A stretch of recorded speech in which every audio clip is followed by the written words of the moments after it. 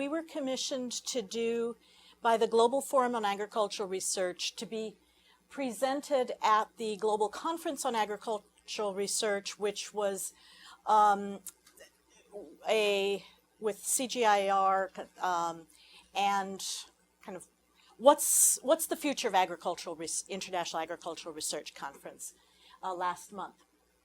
So, and as you see, this paper is a collaboration of a number of us here at IFPRI, as well as including Julia, Agnes in the back, is Catherine isn't here, and Ninka from IFPRI, Patricia Biermeyer-Genzano from the Participatory Research and Gender Analysis Program, and Vicky Wild and Marco Noordelus from the Gender Diversity Program. And we were asked to look at what is agricultural research doing for research by and for women in particular. So the first thing I'm going to talk about, the overview. For those who may doze off, I'll give you the punchline. Why pay attention to gender in agriculture? The simple answer is just you can't address poverty, especially in Africa and South Asia, where the greatest number of the poor are in the world, without addressing gender. Okay? Now we can go home, right? Then the next question is, when do you address gender? Well, the answer is throughout the research and development cycle. It's not just one magic intervention point. Then it starts to get a little bit more interesting of what might a gender equitable agricultural R&D system look like. The mental exercise I go through is, if the agricultural research and development system was to serve women as well as men, what would it look like? And then I'll sort of do some conclusions and wade forward. Okay, you weren't going to get off that easy. There is a little bit more to each of these points. Why pay attention to gender in agriculture? There's lots of evidence on this, and it's interesting. When we did this paper, we had an electronic discussion forum to sort of comment on the outline, and then we sent it. We had, I think, 20 people sent us detailed comments on the whole paper. And it was split between those who said, yes, you absolutely must establish this. Why is it important? Because you really have to convince people that gender is important. To those who said, this was done in the 1970s. You have one paragraph, cite these particular studies, and then get on with it. Which was very, just that was quite telling, that split.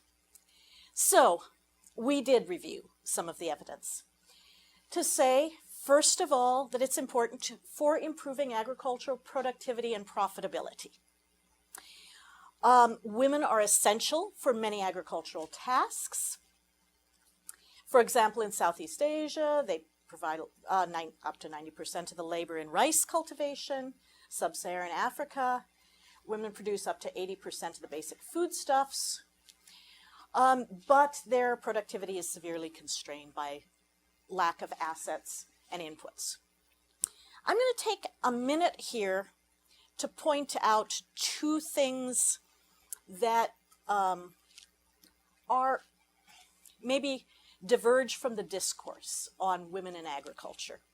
First of all, what you did not see on this slide is that women produce 60 to 80% of the world's food. That number that's kicked around and often cited back to FAO, undated. The reason I don't have that is that Cheryl Doss, for the upcoming FAO State of Food and Agriculture, did a review of all kinds of databases to try and come up with the empirical support for that statement. She can't find it. So women on their own do not produce 60 to 80% of the world's food. However, she says that's the wrong question. It's not how much do they produce on their own, but it's not how important women are to agriculture, but the other question is how important is agriculture to women?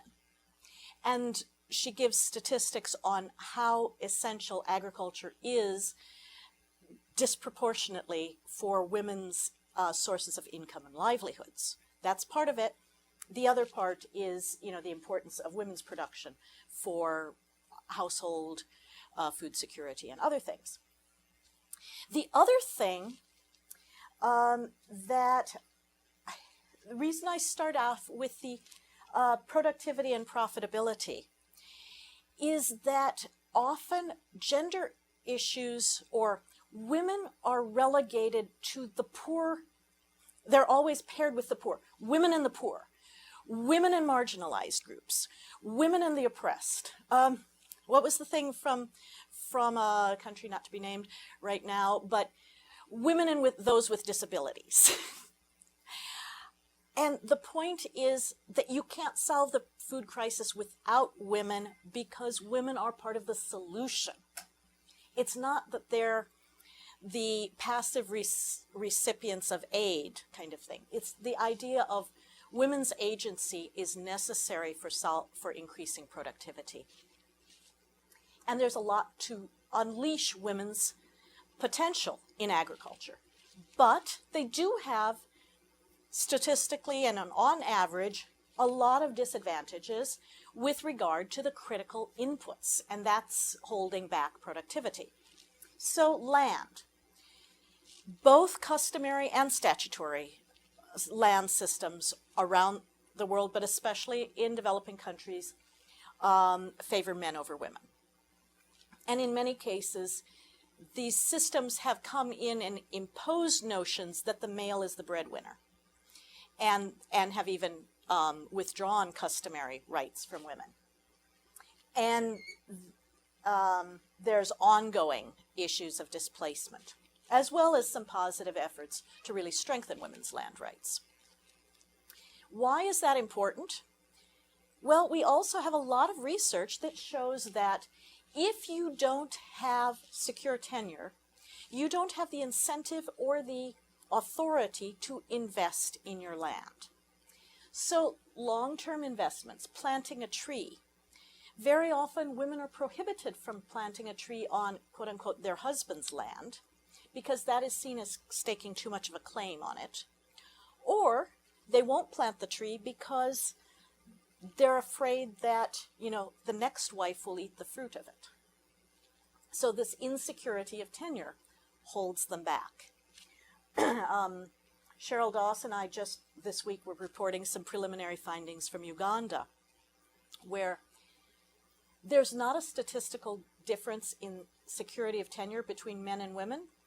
Do you expect to have this land in 5 years? But what's interesting is the difference is who is insecure. For men, it's unmarried men because they haven't been given full land rights. For women, it's divorcees and widows who are the most insecure. And these are often those with greatest responsibility for their household's welfare. Then in human capital, usually, we find in a broad pattern not only educational differences, but a critical type of human capital is access to extension services. And women in South Asia and Sub-Saharan Africa have less access to extension than males. And this is recent data that substantiates that. For example, in Malawi, 81% of men and 19% of women had contact with an agricultural extension officer. Now, somehow there's this prevalent notion that you give the information to the man and he'll pass it on to his wife. Well, that doesn't happen. If you've ever tried to convey information about a dinner invitation to either the husband or wife and found out how often it didn't get transmitted, imagine the details of fertilizer application rates or some of these other things. In Ghana, male-headed households have had contact, but less than 2% of the female-headed households. And then there's part of that comes from this notion that women don't farm.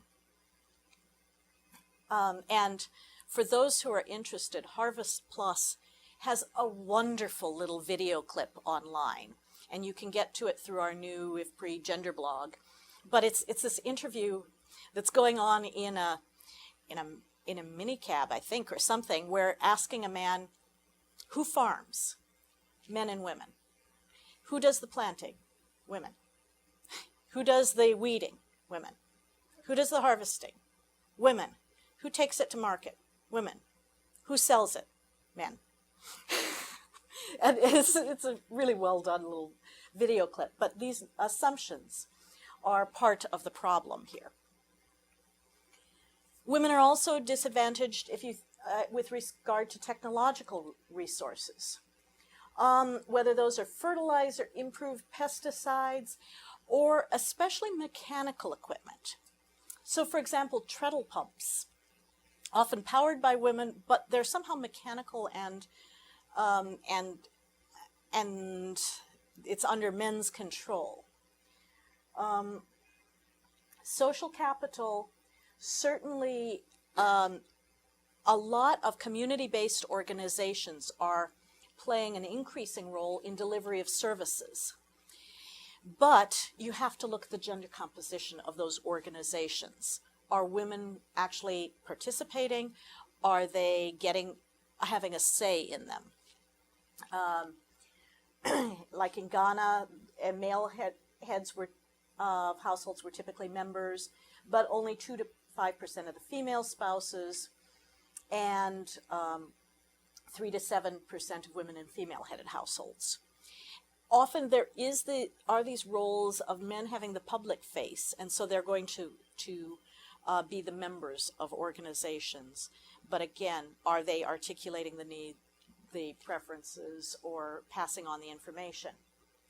So reducing inequality in assets, human capital, physical capital, inputs. Between male and female farmers in sub-Saharan Africa, there's been documentation of studies that estimate that alone, just reducing the asset gap, could increase agricultural productivity by 10 to 20%. So these are some of the reasons, again, for increasing agricultural sustainability. Women and men have complementary knowledge of natural resources. I also won't kind of do the women are the guardians of the earth and they alone care about it, but there are complementary knowledge about this, and you need to tap into both for sustainability. As there's an example in our paper about how recognizing that the World Agroforestry Center was really able to target women farmers by the way they developed the technology and the way they disseminated it. Women don't have access, have the land rights to plant trees, but they can often get things out of hedgerows or these kind of no man's lands. So they developed a technology where you could harvest green manure and fodder from that and put it onto your land for women who had less access to cash, less land rights, and then they disseminated it, and you found women and men farmers adopting it equally. These are food security and nutrition. Here, if you're at IFPRI, you've probably been exposed to the idea that women control household food distribution in the majority of households and play a critical role in household food security, and increasing the resources women control has been shown to improve child health and nutrition.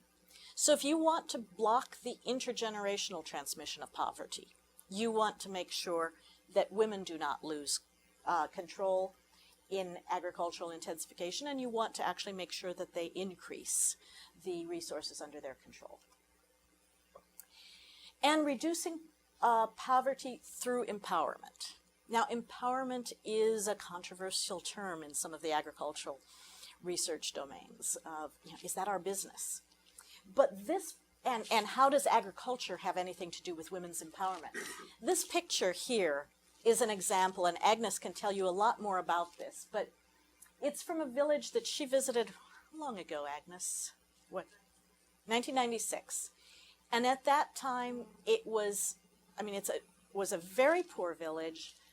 I've seen pictures from then, bare, hardly any trees, and they went in with a program of just gardens at the homestead targeted at landless women.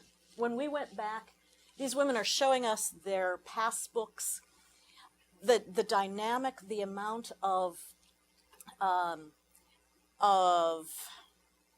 empowerment is a good term for it. The way they were able to speak in these meetings and the prosperity in the village was remarkable. It really had the vegetable gardens there. Agnes and colleagues have documented the role of that in empowering the women to expand their ability to make life choices.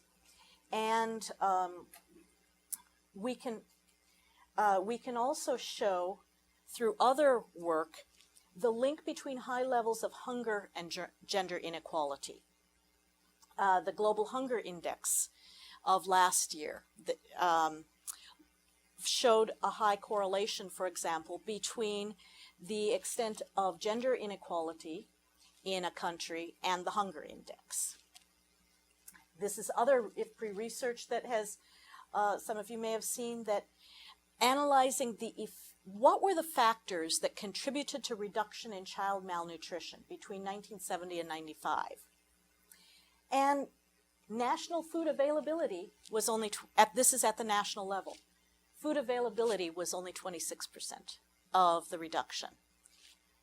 Health, environment, another 19%. But women's status and women's education were accounting for the largest share of that. So, equalizing women's status in sub-Saharan Africa would reduce malnutrition in children by 3%. That's 1.7 million children. And in South Asia, by 13%, or 13.4 million children. So these are big factors. Now, this is the kind of an old model of agricultural research, the pipeline model, where you have upstream, somebody has big ideas and sets priorities, then there's upstream research and it's passed on for adaptive research, and then extension agents take it out to the farmers who adopt it, and maybe you get some evaluation done at the end. What we've tried to argue in our paper, and this is not just unique to us, is that at each stage, it's not just the CGIAR and National Agricultural Research Centers, but all of those need to be interacting with the farmers at each of these stages. And furthermore, these need to be linked in a cycle so that the farmers are involved in the priority setting, and are involved in the research. You find farmer participatory research has increased uptake, for example, or adaptation of, and even identification of new varieties.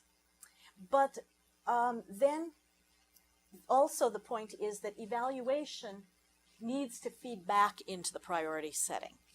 And we need a gender perspective in each of these elements. So when we do evaluations, there needs to be a gender component in that. When we adoption, we need to look at the gender dimensions of that. Extension, I've already touched on. So, there's some basic questions that about how do you integrate gender in each of these. Thinking through things like, what different roles or stakes do women and men have in whatever it is, in this crop, in water management, in forest management? What are their different stakes currently? How might a program that comes in and intensifies production, or in expanding this crop, affect men and women differently? Will both men and women realistically be able to participate and to benefit? Like, are they going to have the time? Are they going to have the assets? Will they have the cash that's needed? How might their different participation affect the programs? So if in the Philippines, if you do not involve women, you may not have, the women control the purse strings of the household. So if you don't involve them, you may not get the contribution to your irrigation system. On the other hand, in Kenya, if you don't involve the men in a spring development program, the men are controlling the purse strings. You won't get the cash put up and the land allocated for the program. So you need the participation of both. And then how could the program contribute to gender equity is a further question. So how might agricultural research and development look through this gender lens? First of all, I've already touched on this, of involving women as well as men in all aspects of the agricultural research and development, from priority setting to the conduct of the research, the extension, evaluation. And then related to this point about priority setting, I think we need to think beyond agriculture as from the plowing to the harvest, to think beyond these narrowly defined production technologies. In the State of Food and Agriculture, the gender issue this year is going to push for thinking not just of agriculture, but of food systems. So first of all, in who conducts agricultural research? Currently, in sub-Saharan Africa, only 1 in 4 agricultural researchers at the national systems is female.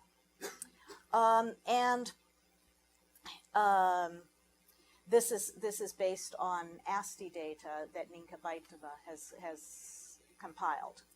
So why does that matter? First of all, I should say, in case it's not abundantly obvious, men can also do gender research, and not all women do. In fact, I think one of the reasons that gender research has been taken so seriously at IFPRI is that the pioneers in it were serious male economists. And so it gained a credibility, and it was not seen as just an advocacy issue. But still, there is also evidence that increasing in women's leadership enhances child development, fast-track political change, and economic growth. But it's also that women researchers provide role models and expand the thinking of girls in the villages. When if a research team goes in to a community, also there's if there are women in the team, there's a higher likelihood that they will be talking to women as well as men. And it's important for women's voices to be heard in these decision-making forums in the National Agricultural Research System. As an example from my own experience, a lot of my work has been on water, and I worked on irrigation, and I was working in Pakistan, and irrigation in Pakistan is a very male-dominated field, and I was sitting out under the tree with the men doing an interview about falling groundwater tables from their pump sets. And then the women invited me into the homestead, and there I saw a hand pump. And it suddenly hit me that, wait a second, these men have 5 horsepower, 10 horsepower pump sets out there, and the women are in here with a hand-powered pump that can't go down as deeply. Who's going to be affected most by these falling water tables? Well, that was actually a connection that had not been made in the irrigation literature at that point. So I think these bridging people is necessary. Beyond production technology, what do I mean by that? Well, first of all, in natural resource management, we need to pay attention to gender roles. Water. when I started out my career, I won't say how long ago, but I was asked to be a consultant on projects on women in irrigation. And there was a real problem for anyone assigned to do this, because they'd go out to the field in Asia, the areas where these projects were. Gender roles say that men do the irrigating. But when you take off the blinders and quit looking only at the irrigation, and you say, wait a second, that irrigation system is also the main source of water supply for the livestock and for the washing and the domestic uses, then it changes how you see the resource management. You have to look at how multiple uses are accommodated. You have to look at water quality issues and how these interactions, how high pesticide use may affect fish or drinking water. So, it opens up different ways of thinking about the question. Similarly, if you think about forests only as timber, you're missing the whole non-timber forest products. And then energy, we've got to remember about the cooking uses. I've talked to a number of people who are talking about biofuels. I'd say, well, are you also looking at cooking fuels and how access to gobar gas, it's from compost, the methane, capturing the methane for cooking fuels could reduce both deforestation and greenhouse gas emissions and health problems from cooking with wood that has a high smoke content. So these are some different ways of thinking when you take gender roles into account. And the reason I should not be confounding women and gender, but I guess for so long the default gender in agriculture has been male. And so in many cases, and in a lot of the health field, the default gender has been female. And there, gender work is all about, or a lot of it is about how do you bring men into the discussions. So now when we think beyond production technology, we also need to think of the food sector, including the gardens, the fish, the livestock, and these other things. This picture is one of my favorites. It's from Sri Lanka. And we were looking at an irrigation system. It was the first study of multiple uses of water, and we were looking at who had representation in decision-making about the water from this reservoir. And then we were invited in to this homestead, and the most productive use of water that I saw in that whole system was actually this woman who had all these garden crops. She had coconut trees, and she said she had financed the dowry for 3 of her daughters from this 1 acre around her homestead. So I started asking, well, where do you get your water from? And it turns out these gardens in so much of the world are left out of the calculations.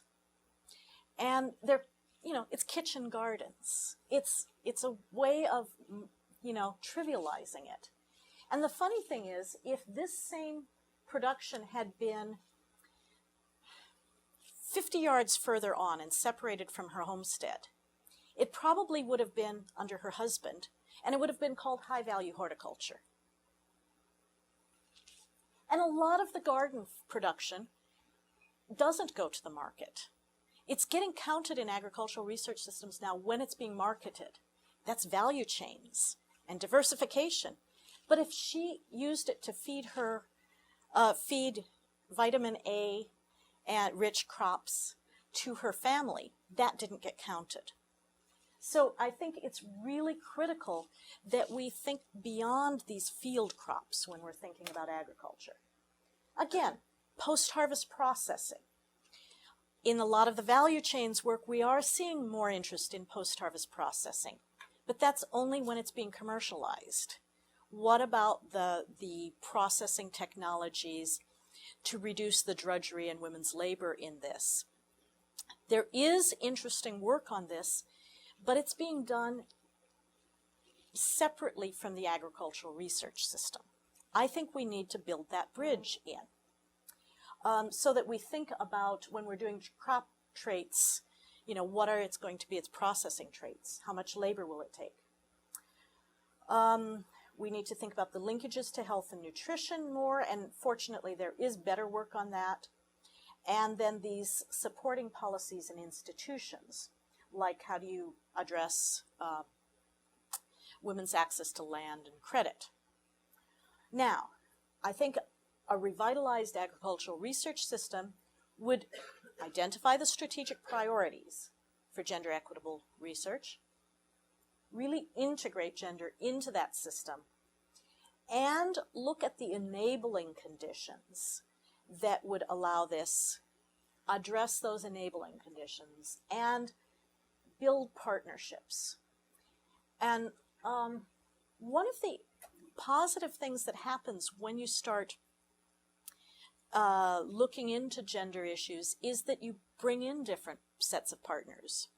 That diagram about the linkages, before the GCARD conference, one of the director generals of the CG was, through a chain of events, I had seen a copy of the presentation.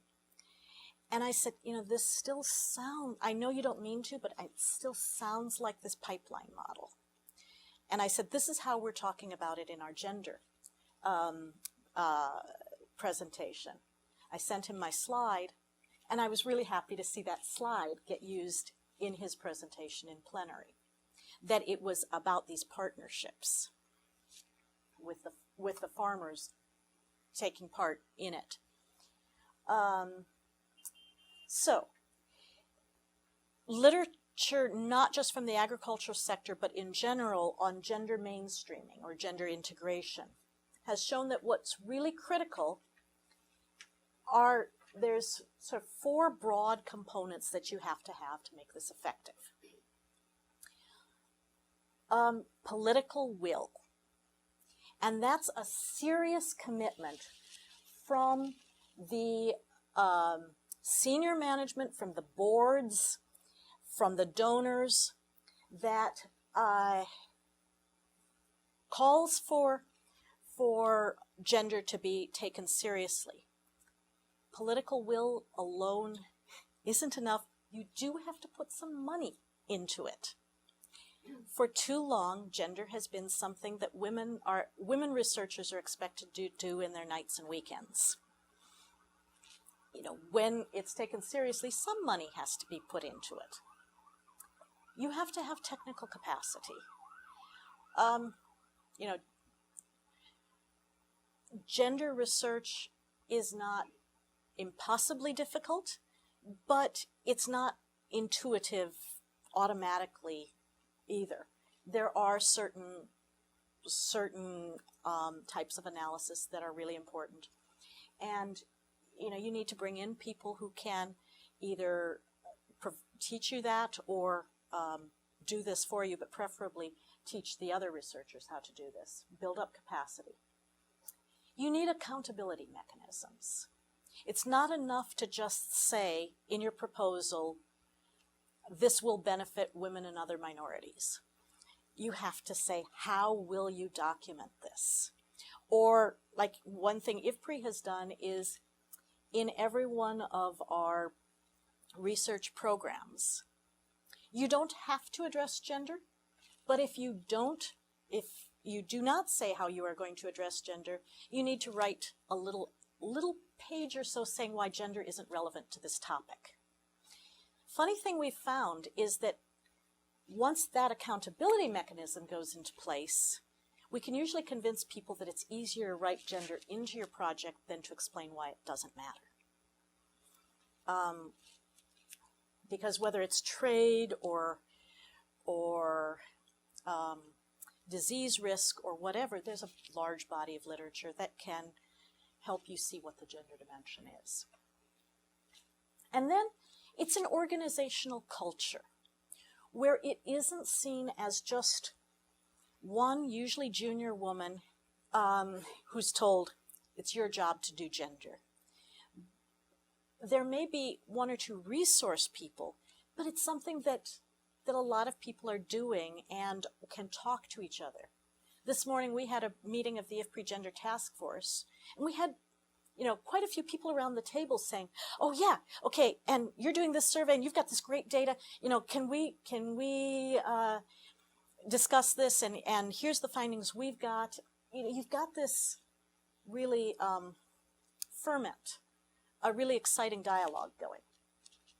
Okay? What does that mean for agricultural research and development?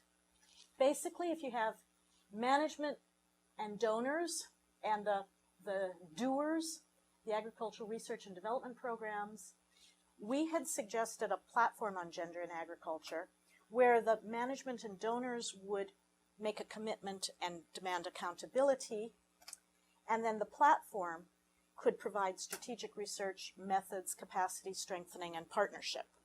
We're not sure whether this platform is going to go forward, but I think this idea of a sandwich strategy, providing the resources, but also demanding the accountability. And when I say resources, it's not just money, but it's the human resources. This is the short version of the paper that was presented, done for G-Card. It's supposed to be on their website, but wasn't posted as of about 2 days ago. However, it is a longer version of this is coming out as an IFPRI working paper, probably in the next week or so. I think it should be out. And the longer version has all the literature to support this and more detailed comments.